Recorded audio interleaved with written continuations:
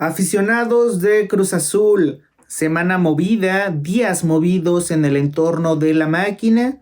Recordemos que el fin de semana debutó Évere con Cruz Azul ante Toluca y ahora la llegada de Nico Ibáñez, quien justamente se encuentra en la Ciudad de México desde muy temprano para presentar exámenes médicos y reportar con Cruz Azul.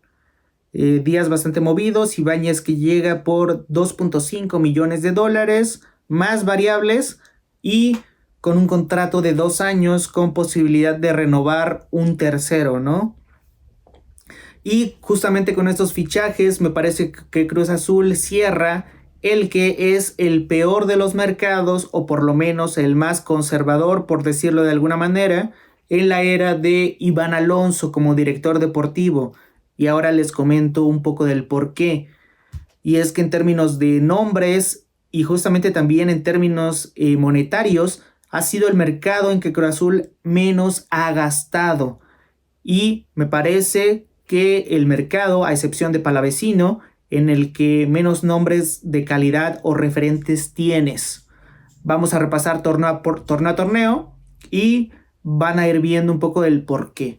Clausura 2024. Jugadores que llegaron: Camilo Cándido, Toro Fernández, Mier, Piovi y Dita. Costo total de los fichajes: 16.7 millones de dólares. Apertura 2024. Llega Giakoumakis, el griego, que no termina por ofrecer buenos dividendos, pero que en el papel era un buen jugador. En el papel venía haciendo buenas temporadas en la MLS, ¿no? Llega Luis Romo, jugador probado en Cruz Azul. Llega Montaño, buen prospecto, ¿no? Joven, jugador del Mazatlán, que venía haciendo buenas temporadas también. Y Jorge Sánchez, que me parece que en términos generales fue un jugador cumplidor a secas, ¿no? Regular. Costo total de los fichajes: 16.2 millones de dólares.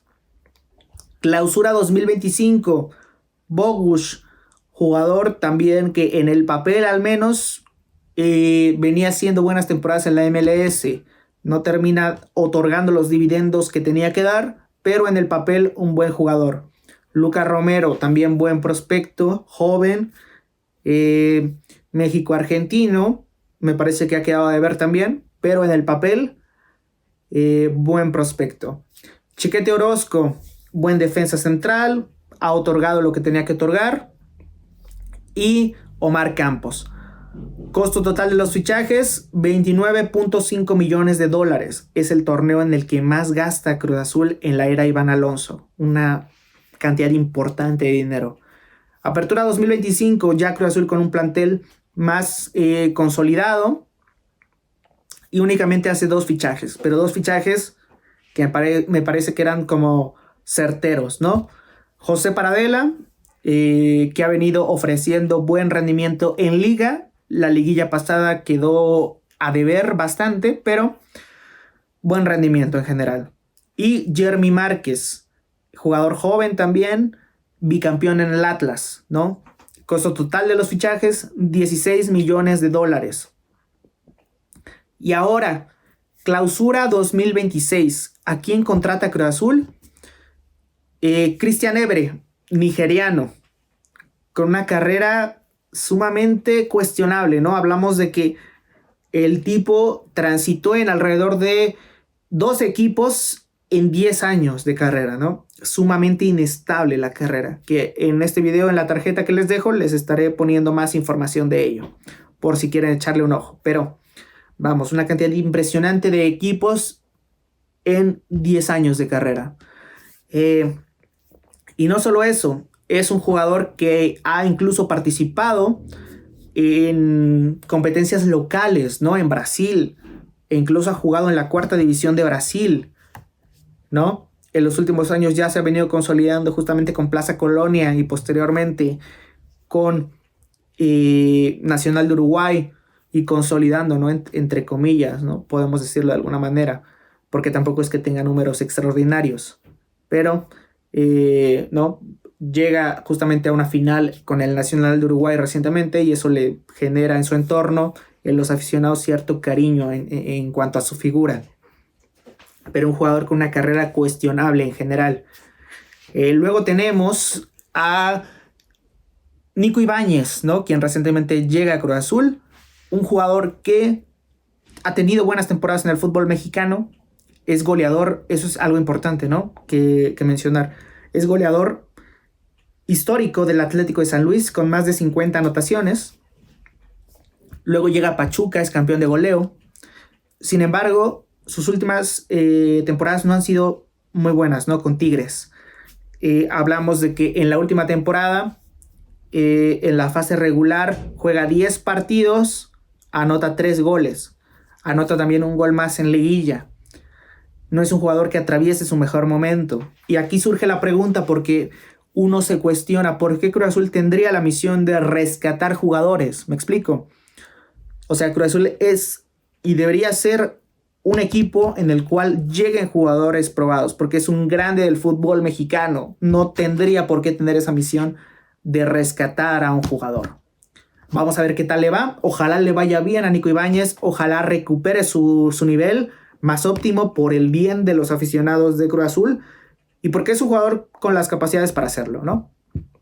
Esperemos retome su nivel, pero de entrada Cruz Azul no tendría por qué tener esa responsabilidad de rescatar a un jugador, ¿no? Y último jugador que llega, Palavecino, ¿no? En este torneo. Me parece un excelente jugador, pero en términos generales el mercado más flojito que ha tenido Cruz Azul, ¿no? Gastando 9.8 millones de dólares, la cifra más conservadora en estos mercados de fichajes que ha tenido Iván Alonso, ¿no? Obviamente no puedes gastar la misma cantidad torneo a torneo, no es sostenible, pero sí llama la atención ¿por qué no ir con jugadores que estén atravesando un mejor momento o con una mejor experiencia, ¿no? En el término, por ejemplo, de Évere, que repito, el jugador rescatable, por encima de lo rescatable que llega a este mercado es Palavecino.